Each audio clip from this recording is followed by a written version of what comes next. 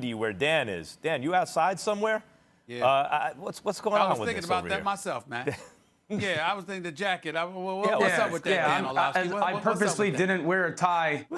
I didn't wear a tie on purpose just so I didn't have to go on national television and get embarrassed by another grown man having me to tell me having to fix it. Get it. I get it. I don't understand. All right, well, it's, okay. Prevent defense. Molly, I think the Steelers actually benefit from this in a weird way. I think that look, this is an undefeated team. And it's not their fault. It's like, hey, we're heading into week 13 now. Why do they have 10 wins? But it's an undefeated team very late in the season. And they don't have the respect that they're due, really. People still don't believe in them. They don't show up on anyone's #1 power rankings or anything like that. And throughout the season, it's been a steady climb. And people have been hesitant to believe it. Early because the schedule is soft. Later because they don't blow out most teams. The good teams, they squeak by. Because, as I've said, great well-roundedness is not like great overwhelming offense. Mediocrity doesn't just get blown away. It just gets beaten. And so when we look to their wins and use them as measuring sticks, well, the Steelers only beat this team by a field goal, that team by 6 points, whatever it was. Not like this other team over here who blew them out. No, but the Steelers, all they do is win. And I don't care how internally motivated you are. Guys, why is Tom Brady last year tweeting something basically at me saying Cliff and showing the miles per hour on the radar gun for the football? Like, what does he care about what I say, right? He's internally motivated. Why did Derek Jeter on the 98 Yankees, greatest team ever, say after they won the World Series, no one thought we could do it, when actually everyone thought they were going to do it? Because I don't care how internally motivated an athlete is, they're constantly looking for extra motivation, external motivation, right? The Pittsburgh Steelers are going to use this now. A team that didn't fall into traps in trap games anyway, a team coached by Mike Tomlin that takes every opponent seriously, nevertheless is going to be even more intense for the rest of this season. Because for the second time, well, it's more than 2 times, but it's with 2 different teams, the Titans and the Ravens, probably the 2 toughest teams on their schedule so far, right? They have to postpone things. They have to move things around. Whether or not it's medically the responsible things to do, they're going to think, and they've said, we're getting jobbed here. So they don't get enough respect. Then they feel like they're getting jobbed by happenstance or by the league or by their arch rivals, the Ravens. It doesn't have to be perfectly rational. It just has to be the way they feel. I believe they're going to use this as motivation. I think we're going to see the best version of the Steelers, partly as a result of this from here on out. I think they just got even more dangerous. I think you're reaching. I don't think that whatever you're seeing from the Steelers, I don't think it's going to be because of what has transpired here. And Dan, by the way, I do like the jacket. It's just that the zipper threw me off because it's over your right shoulder. But that's neither here nor there. I'll get back to that later, some other time. Thank you. Here's the bottom line with the Steelers. Everybody walked into this season knowing that change was going to take place. Like, it wasn't the September, if you remember the September 11th attacks in 2001, obviously the Super Bowl, ultimately the date was moved back or what have you, if I remember correctly, and they really haven't had postponements to their schedule since that time. We understand how sticklers the NFL is in terms of keeping things on schedule. But they came into the season knowing that changes were imminent. Week 4 with the Tennessee Titans, the multitude of things that they had to do with the New England Patriots because of the the number of folks that ended up testing positive.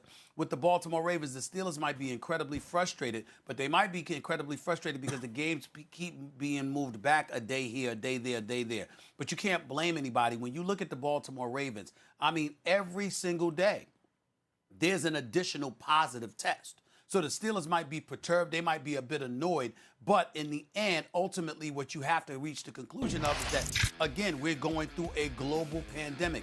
We're seeing cases spike all over the country, particularly during the months of December and January. People are incredibly worried about how worse things are going to get. And the NFL hasn't been able to escape that reality. They already canceled the Pro Bowl, okay? You know they anticipate the possibility of having to move the Super Bowl back. They know that that stadium is going to be, Raymond James Stadium, whatever it is in Tampa Bay, that's going to be available.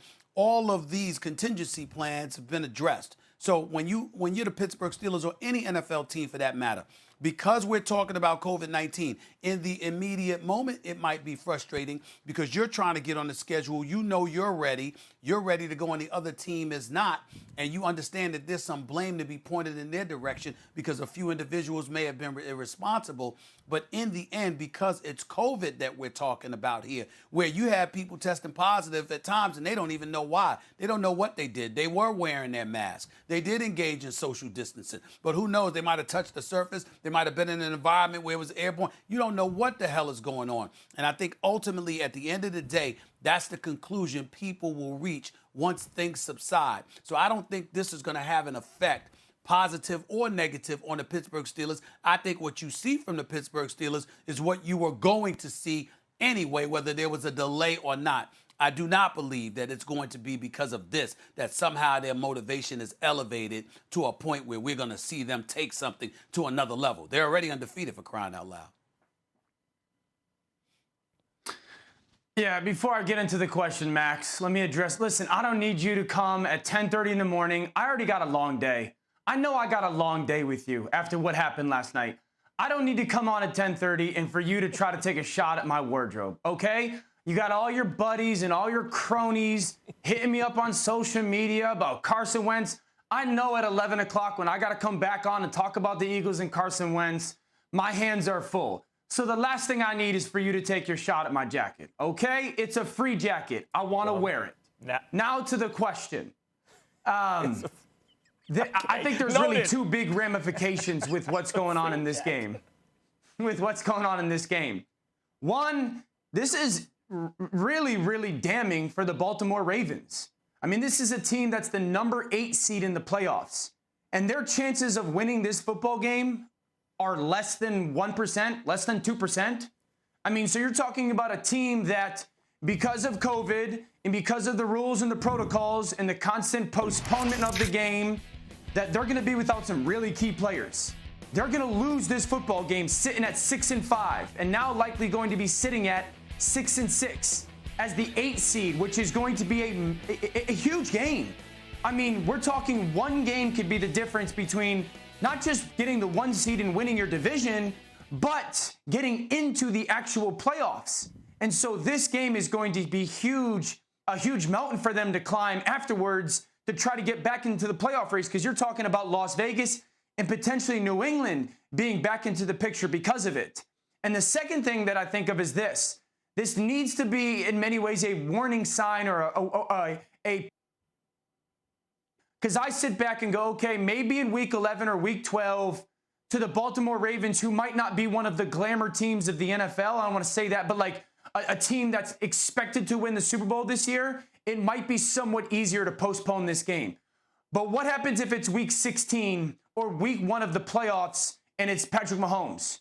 And there's this constant, okay, Monday there's positive tests, Tuesday there's positive, Wednesday. Are they just going to constantly push playoff games? What happens if it's Aaron Rodgers and the Green Bay Packers? So this needs to be a really big moment for the NFL to go, how can we learn to better protect ourselves when we get into a moment where these games can't just be pushed 3 or 4 days because of the competitive advantage and disadvantage of win or go home scenarios. And that's the playoffs. So this is huge for the Ravens, a huge detriment for the Ravens, but also the NFL needs to learn from what has happened over this past 10 days with this game and make sure that they are ready, or a proactive setting playoffs. I appreciate what you got. Like, I hear you, Dan, and your focus on the NFL or Stephen A. on the Ravens or whatever you guys want to say is fine, but that just goes to my point. The Steelers are going to look at this like this. Everyone's talking about the NFL or the Ravens. This is about us. We're undefeated. There is one undefeated team in football, and it happens to be a team who's tied for the most Super Bowl championships in history, and it took the